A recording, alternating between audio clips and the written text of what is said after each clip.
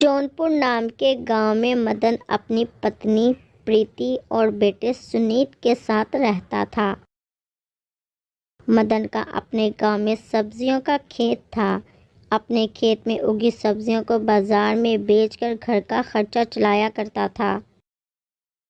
वक्त इसी तरह गुजर गया। सुनीत की शादी से पहले सब कुछ ठीक था, मगर जैसे ही सुनीत की शादी हो गई, घर के हालात बिल्कुल बदल गए। सुनीत की पत्नी अपने सास ससुर के साथ अच्छा व्यवहार नहीं करती थी, लेकिन शर्म की बात तो ये थी सुनीत भी उसके साथ रहकर उस जैसा ही बेशर्म हो गया था। जब उसके माता पिता से कुछ कहते तो ये अपनी पत्नी की तरफदारी करता और अपने माता पिता को ही कसूरवार ठहराता। मदन बोला, मैंने अपनी पूरी ज़िंदगी इतनी मेहनत की, इस वजह से पूरे घर का खर्चा चलाया, अपने बेटे को पढ़ाया लिखाया, उसे इतना काबिल बनाया, मगर आज उसने हमारे साथ ऐसा व्यवहार किया। पता नहीं जी, ये तो ऊपर वाला ही जानता है। सोचा था हमारा पहला जीवन तो संघर्ष भरा रहा है, कम से कम बुढ़ापा तो अच्छा गुजरेगा, मगर ना तो हमारा पहले का जीवन अच्छा गुजरा और ना ही अब का जीवन। मगर अब क्या हो सकता है जी। ये आपस में बातें ही कर रहे थे कि इतने में इनकी बहू आकर कहती है, अरे ये बूढ़ा बुढ़िया आपस में मेरे और मेरे पति की क्या चुगलियां कर रहे हैं। मैंने आपको पहले भी बोला था कि जाकर खाना बना लो। अगर आधे घंटे में खाना ना बना तो मैं आपको रात को खाना नहीं दूंगी। रात को भूखा ही सोना पड़ेगा। यहाँ मेरा पति पैसे कमा कमा कर पागल हो रहा है और तुम दोनों को यहाँ मुफ्त की रोटियां तोड़ना है। तुम दोनों को तो शर्म ही नहीं आती।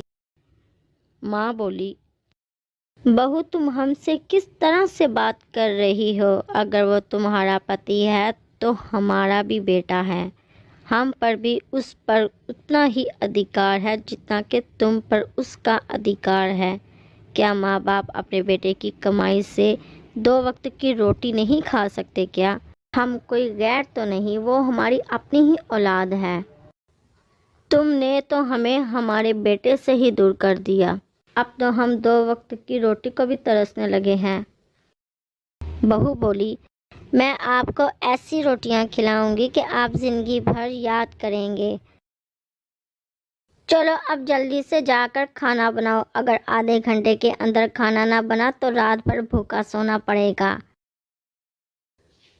अपनी बहू की जली कटी बातों की वजह से प्रीति बहुत दुखी होती है कि इतने बुढ़ापे में भी उसे रसोई में जाकर खाना बनाना पड़ता है। वो जल्दी से सबके लिए खाना तैयार करती है। थोड़ी देर बाद उसका बेटा भी घर आ जाता है और आते ही बीवी से कहता है, मुझे बहुत ज़ोर से भूख लगी है, सबसे पहले मुझे कुछ खाने को दो। बीवी कहती है, आप मुंह हाथ धोकर आ जाओ, मैं खाना लगाती हूँ। सुनीत मुंह हाथ धोने चला जाता है। तभी बहू जाकर अपनी सास को खाना लगाने के लिए कहती है। सास जल्दी से खाना लगा देती है। जैसे ही उसका ससुर डाइनिंग टेबल पर बैठने लगता है तो बहू पीछे से कुर्सी खींचकर उसको ज़मीन पर गिरा देती है और कहती है, आपकी इतनी औकात नहीं कि आप हमारे साथ बैठकर खाना खाएं। आइंदा कभी भी इधर बैठकर खाना खाने की जुर्रत मत करना, वरना अच्छा नहीं होगा। ससुर कहता है, अरे तुम तो बड़ों का अदब करना ही भूल गए, कम वक्त मारो। कोई बड़ों से भला कोई इस तरह से सलूक करता है जिस तरह तुम लोग हमसे कर रहे हो? पिताजी, आप भी तो बेशर्मों की तरह हमारे गले पड़े हुए हो, जान क्यों नहीं छोड़ देते हमारी? प्रीति ये सारी बातें बाहर खड़े होकर सुन रही होती है और कहती है, चलो छोड़िए जी, जब अपना बेटा ही अपना नहीं तो फिर बहू से क्या गिला क्या शिकवा। आओ बाहर बैठकर खाना खाते हैं। वो कहता है, नहीं, मेरा पेट तो भर गया, उसकी बातों से ही मेरा पेट भर गया। अब मुझे भूख नहीं, तुम्हें खाना है तो तुम खा लो। मदन बोला, कभी कभी मन करता है मेरा कि तुम्हें लेकर कहीं दूर चला जाऊं। अब ये रोज रोज की जिल्लत मेरे से बर्दाश्त नहीं होती। क्या इसी दिन के लिए पालकर हमने अपने बेटे को बड़ा किया था कि वो हमें बड़ा होकर इस तरह जलील करे? अगर हम दोनों कहीं जा सकते तो चले ही जाते जी, लेकिन बुढ़ापा ही ऐसा है कि हम कहीं नहीं जा सकते। अगर चले भी जाएं तो लोग क्या कहेंगे कि इस बुढ़ापे में अपने बेटे और बहू को छोड़कर चले गए। अब जैसे तैसे भी हो ये जीवन हमें बताना ही पड़ेगा। अब जितना जीवन बचा है इसी तरह रो धो कर काट लेते हैं। अगले दिन इसकी बहू इससे आकर कहती है, आज घर का एक एक कोना अच्छे से चमका देना चाहिए क्योंकि मेरी छोटी बहन खाने पर आ रही है, तो घर पर अच्छा सा खाना भी बना लेना। खाने में कोई कमी नहीं होनी चाहिए वरना मुझसे बुरा कोई नहीं होगा। सास बोली, ठीक है बहू, मैं खाना तो बना दूंगी, लेकिन घर से सब्जियां ख़त्म हो गई हैं, बाज़ार से सब्जियां मंगवा लेना। बहू कहती है, ठीक है। थोड़ी देर बाद उसकी बहन आ जाती है और कहती है, वाह वाह दीदी, आप तो कमाल हो, अपनी ही सास को नौकरानी बनाकर रखा है। अरे किस तरह एक बार बुलाने पर दौड़ी चली आती है। अरे सच पूछो तो ये घर की नौकरानी ही है, सास तो सिर्फ वो मेरी नाम की है।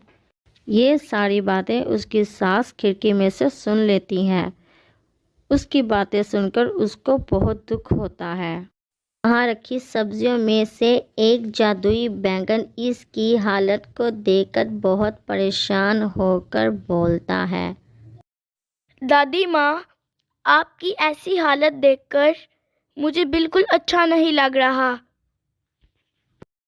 दादी ने कहा, मेरे सिवा तो यहाँ कोई नहीं, ये आवाज़ कहाँ से आ रही है।